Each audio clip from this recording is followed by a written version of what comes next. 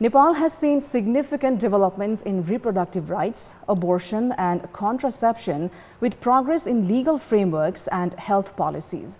Abortion was legalized in the country in the year 2002 with conditions, and modern contraceptive methods have become more prevalent. However, numerous surveys have shown that a significant population remain unaware about their reproductive rights, and those who do face barriers in accessing services for various reasons, including resource constraints and sometimes external policies, since Nepal relies on aids to implement many policies. To talk more on the challenges that Nepali population and the state face in ensuring proper implementation of the reproductive rights, today we have with us Dr. Kumar, President and CEO of IPAS, an international reproductive health and rights organization that has been focusing on access to contraception and abortion. Welcome to Kantipur News Talk. Thank you for having me. How are you doing? I'm doing well, thank you. Have you had the time to settle down since you came in here? I have, yes. When we talk about reproductive justice, let's just break it down in simple terms so that our general audience can understand it. What does it mean when we say reproductive justice, and who does it concern or who does it not concern? Well, that's a simple one because it concerns everyone. We all have a stake in reproductive justice. It's a concept that's really based on the Universal Declaration of Human Rights, and it is quite simple. It's the right to have children, to not have children, and to parent the children that we do have safely and in a manner in which we wish. So it's a very simple framework, and it's a framework that takes reproductive health issues and places them in a broader context of social justice. One of the major sectors that you're working in currently is safe abortion and contraception. Why is it important? So IPAS has been working on this issue for over 50 years, and we think it's important because of two main reasons. First, unsafe abortion is one of the leading causes of maternal mortality, and it is the only cause of death that is completely preventable. We know what to do to stop women from dying and having injuries due to unsafe abortion. We simply have to do it. So IPAS is there to help and to ensure that we can actually reduce unnecessary deaths from unsafe abortion. So one reason is really the public health imperative of making sure that young women can actually live and enjoy full lives. The second is really around bodily autonomy. So this is based on human rights principles and the idea that people have the right, intrinsically have the right to make decisions about their own bodies. So those are the two main reasons that we pursue our mission and have done so for 51 years. We think that abortion, contraception, reproductive rights, and reproductive justice are foundational issues, and that with them, women and people can really grow and build societies and communities for all of us. When we do talk about bodily autonomy, it should be there, yes. But what about the stigma that influences one's decision when it comes to abortion and contraception? It's a great point. Stigma is really all pervasive. We see it at the individual level, we see it at the societal level, we see it in policies. So yes, stigma is really a strong, strong force against us. But we have to start to break down the stigma. And I think part of the challenge is figuring out how do we break it down. Certainly programs like this, having more discussion around abortion, being able to talk about it normally, being able to talk about contraception, menstruation, reproductive health in general, openly and honestly at the personal level, but then also at the family and community level is one way of doing that.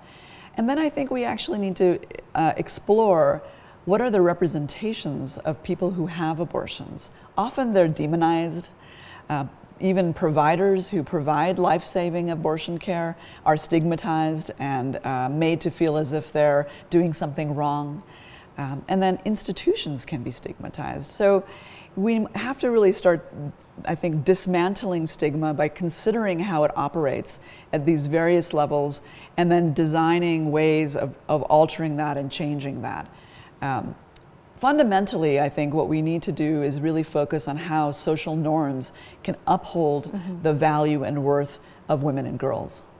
You've worked in a varying geographical regions, Yes. right? How different are we when it comes to awareness and implementation of rights, ensuring rights of people?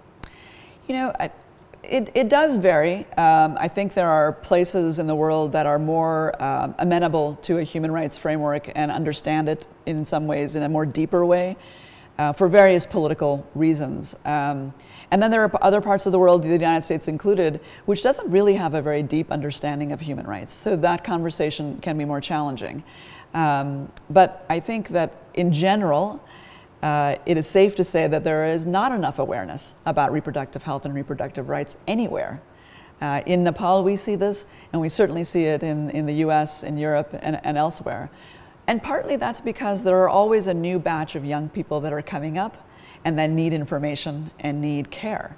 So it is our job as a society to make sure that they have that information. But we have an opportunity, and I think that opportunity really comes through our media and our social media, and the fact that we are all, so many of us now are walking around with handheld computers in the form of our cell phones, and the opportunity that presents to have chatbots and online messages that can provide information in a very personal and private way is remarkable. So I think while awareness may be low, or it is growing, and it can grow even further if we harness the opportunities that we have with new technologies. Do correct me if I'm wrong. Did you mention that the United States lacks a deeper knowledge when it comes to reproductive health rights? What I said was that the United States lacks a deeper knowledge about human rights in general. And actually that is borne out by opinion data. The US public doesn't really understand or know what the Universal Declaration of Human Rights is, doesn't know how human rights framework operates. It's not something that's discussed very often in the US. And you see it at all levels of society. So yeah, in comparison, so in my travels and in my work, I've been really all over the world. But for example, Latin America, they have a much deeper understanding of human rights than Americans do. And it's partially because in Latin America, they've dealt with dictatorial regimes. And they've had to really fight for their civil and political rights. And therefore, they have a very lived understanding of what it means to have human rights. Isn't it scary, because US is one of the countries that the whole world looks up to, right? And especially considering the new administration, which is being led by Donald Trump, who's been against abortion rights as well. How do you think it all unfolding in the days to come? How do you think it will affect a country like Nepal? Because a lot of policies, implementation of our policies also depend on international funds, and US is one of the major donors across the world. That's right. Well, I think we don't have to really guess about what's going to happen, because the Trump administration is following the Project 2025 playbook, which was, highlighted during the campaign, and it very clearly states what the intention of the U.S. government, the current U.S. government is. Not only is it hostile towards reproductive rights, but it is actively undermining foreign aid. So, as you know, right now there is a complete pause on all U.S. Support and aid around the world. So that's billions of dollars that's already put on hold. And they say that's because they're conducting a review of that process. So I think countries like Nepal are going to be tested. I think it's going to be a challenging time, and we'll have to see how it unfolds. But there is no doubt that these issues, the issues of reproductive justice, reproductive rights, are going to be influencing, and already are influencing, foreign aid from the United States. Just to add on to it, the Trump administration also decided to withdraw from World Health Organization. It did. Right? What are the repercussions? The repercussions for the World Health Organization itself are significant because of the financial contribution of the United States. I think the repercussions for Americans are actually quite significant, because we as Americans are not going to then benefit from the scientific evidence that the World Health Organization produces. We will have a harder time in dealing with pandemics. And being, in concert with other countries and dealing with issues like pandemics and other global health issues. So I think it's going to be challenging. As we found out during the COVID pandemic, diseases don't respect boundaries and borders. So what is it going to mean, I think, for Americans as well as the rest of the world when a major superpower withdraws from an entity like this? I think we're going to be in for some very difficult times. How do we deal with it then? Well, my thinking is that we all have to, including governments, actually have to stand up for what we believe in. The government of Nepal and the people of Nepal have made it clear that they actually do support reproductive rights and they do support reproductive justice because there is legal abortion in this country. And there are regulations that support those services.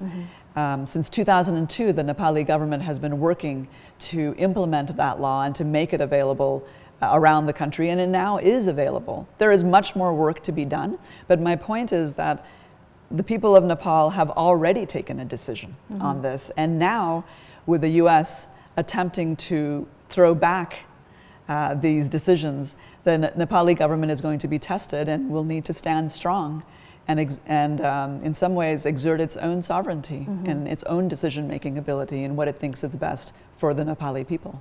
I'm glad you brought us back to our Nepali context. A significant number of women who are seeking for abortion are not able to access safe abortion options despite it being legal, which means they are going for alternative options that can be riskier. Why do you think the scenario is as such, and how do we deal with the challenges? So, very often when it comes to abortion, we fixate on the legal status of abortion, but legality is only one thing. So when a law changes, it's important, but it is not sufficient. We actually have to have regulations that are supportive of that law. And so the Nepali government has moved to do that, and IPAS has been helping in implementing those regulations in that law. But there is much more that needs to happen. So we were talking earlier about information and awareness. Clearly, we need to do more on that. Only 42% of Nepali women are aware, as you say, that the law is, that there is a law legalizing abortion. So we need to do more on that. We need to deregulate some of these procedures. For example, there is a desire, or the current regulations state that facilities have to be listed, which can be a cumbersome process. So there is a need to shift that. There's also the availability of medical abortion pills, widely available. These are safe methods, and we can and should support people who decide not to go to facilities, but to actually terminate a pregnancy at home. And it can be done, or with minimal support or less clinical support. But I think what we need to think about, and this is some of the work that IPAS does, is what is the ecosystem that is necessary to sustain abortion care? And that ecosystem includes the law, but it also includes financing and budget support. And so far, the investment by the Nepali government is modest. And so I would encourage a more robust investment in reproductive health and rights. If we're truly to make progress, we need additional resources, financial, but as well as human resources. We need to look at how health systems are able to provide care and strengthen those health systems. So there's a whole array of things that actually need to happen. And the law is one thing, but it's not everything.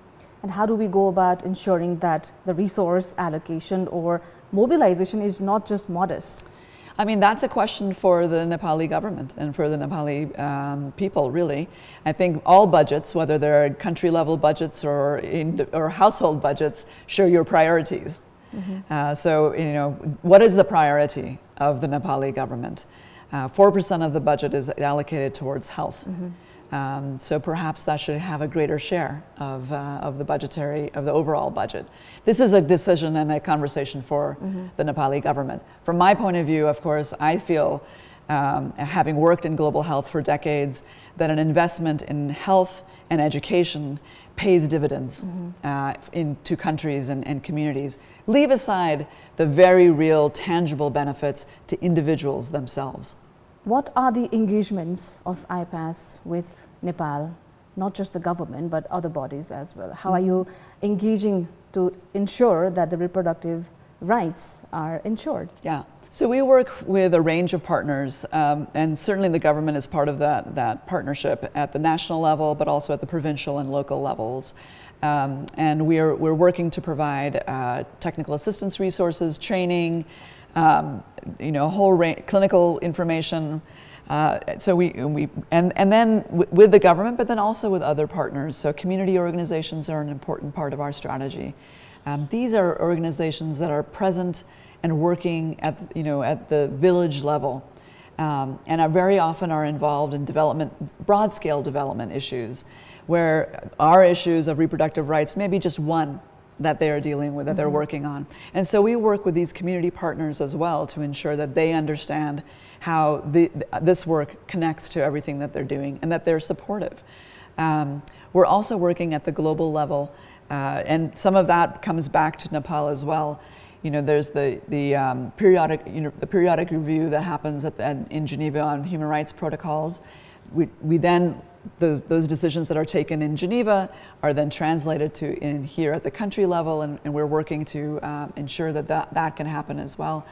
And then, of course, with NGO partners at the national level as well. So, our work at IPAS is done through partnerships and with partners at all levels. Mm-hmm. Would you say the pace at which we are progressing in this sector is good enough? Are we headed in the right direction?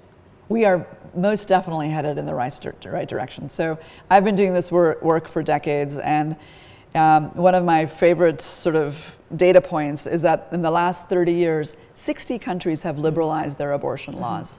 Only 4 have gone backwards. The US is one of them, but only 4. So 60 countries, with Nepal in that list, have actually moved towards progress. And I see an unmistakable march towards progress. Do I think it's fast enough? No. But that's because I'm impatient, and I would far prefer a more rapid progress and change. But it takes time. I think for me and for everyone, we have to understand that what we're talking about, the work that IPAS is doing, is really about fundamental social change. And we are challenging thousands of years of patriarchy and social norms. And to challenge it, it will take dedication, perseverance, and time. Mm-hmm. Correct me if I'm wrong. It is said that 214 million women have unmet need for contraception. Is it a jarring number? Should we be worried or not? It's a number that's too high. Yes, it is definitely too high a number. And and what it says is that we are not actually, as a global health community, we're not meeting the needs of people, because these are people that are saying, yes, I would like to use contraception. I don't want any more children, but I don't know where to find it. So clearly there's a problem. We're not able to meet the demand that already exists. And just to take it to Nepal for a moment, we're also seeing a stagnation of contraceptive use in Nepal. And that's worrisome.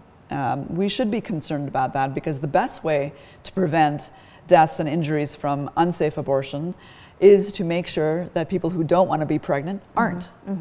And so if we're seeing a slowing of contraceptive use and the slowing of modern method use, we should be aware and concerned about that, and attention needs to be paid to that. So yeah, I think that number is too high. I'd like to jump into another concern, global concern of our time, that is climate change. Does it intersect in any way with reproductive health? Yes. So you might not think so at first glance, but yes, in fact, there are connections between climate and sexual and reproductive health and rights in a number of ways. I think the first is the sort of immediate impact of climate change, increase in temperatures, which have heat, particularly in South Asia. We've seen a very hot seasons that have come. So this has an impact on reproductive physiology. And then we also see an increase in droughts and flooding as a result of those droughts. And that can result in disruptions in health systems. And by disruptions, I mean facilities that are washed away, providers that are displaced themselves and therefore cannot provide care to others. Supplies and commodities that are unable to be moved into areas that actually need it. So if you're taking a contraceptive method that requires resupply, you aren't able to get it. the lack of clean water that often occurs and accompanies climate-related disasters can result in a whole host of problems, including infections and also poor menstrual hygiene. So there are many connections, and one which, you know, if you just stop and think for a moment, I think is very obvious. But because of drought, we often see that women and girls are having to travel and go further for firewood to collect water. Exactly. And that results in them leaving earlier their homes, their communities, walking great distances, often alone, sometimes in the dark, and exposes them to greater vulnerability and the possibility of sexual assault, which results in unintended pregnancy. So there are these connections that exist between climate and sexual and reproductive health and rights. You've worked extensively in many places, for many years, in fact, more than 3 decades. I'm pretty sure when I say this, not all regions have this issue in a similar manner, right? So do we need tailor-made strategies in case of Nepal, you know, when it comes to differences between the regions? Absolutely, and that's one of the beauties of IPAS's ecosystem model, is that it is meant to be locally tailored and used by local stakeholders to ensure that what's happening here makes sense to what is here. Because you're absolutely right, it's not a cookie cutter approach. We have to look at the local context and adapt to the local context. And I have to say, Nepal has shown a great deal of creativity in the work that has been done here with very limited resources. So I often hold up Nepal as an example of what is possible. Of course, more needs to be done and more should be done, and I'm sure will be done. But the local context has driven what the Nepali government and partners and IPAS have been able to do here. And I think that we'll see that continue in the future, because the world is changing. We were talking about climate. You know, the impact of climate is changing, and we're learning more and more about it. But we have to adapt. I mean, we can't talk about climate change in the future. It's today, it's happening. And so we must actually adapt and build and be resilient now. What would you say would be step-by-step activities that our government, we have 3 tiers of government, do in the future to ensure that there is full access to everyone to safe abortion and contraception? So the thing is that we actually know what to do. There are guidelines that are been produced by the World Health Organization that say exactly what needs to be done. So in order to do it, we actually have to have the full commitment of our partners. We have to have resources, and then we have to go down the list of things that need to. So I mentioned earlier deregulation and some of the constraints that have been put on abortion care. We need to think about how people get information on abortion. We have to think about contraception. We very importantly must think about comprehensive sexuality education, which we haven't really talked about much. But this is critical for people, especially young people, to know and understand how their bodies function and what control they can have over them. In my mind, the holy trinity of reproductive health care is comprehensive sexuality education, modern contraception, and abortion care. With those 3 together, people can make their own reproductive decisions and live healthy lives. So one part of making a healthy decision for yourself is to be aware yourself. That's right. Lastly, I just want to ask you, there have been one case where Meta and Google were alleged of prohibiting contents on reproductive health. Yes. In Latin America, Africa, and even Asia. Right? How do we go about it? Because the first source in this time, in this age, for information is definitely internet. And when giants like these are accused, alleged of course, how do we go about it? Well, I mean, they may be alleged in those situations that you're mentioning, but I know personally that IPAS has experienced problems with Facebook, with YouTube, with some of these large tech entities, and have had our information taken down and had to advocate for it to be restored. So, you know, I think a few things. One is we need to be very savvy about where we're getting our information and be much more educated about how to spot disinformation.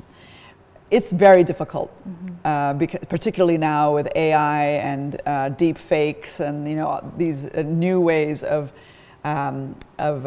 mimicking information. But we, I think, as consumers of news, need to be better about understanding and knowing what are trustworthy sources of news and information. So that's one, and that's on the consumer end. And then I actually think that we have to go back to a time where we're doing more interpersonal communication and less reliance on corporate entities that are feeding us information, and go to trusted sources. So that can be providers, it can be institutions, it can be family members, but we have to be much more savvy and knowledgeable and critical about where we get our information, because we cannot rely on the corporate giants to give us unbiased information. Dr. Anu Kumar, thank you so much for your time. Thank you. And thank you also for joining us here on Kantipur News Talk. That is all for the moment. Bye for now.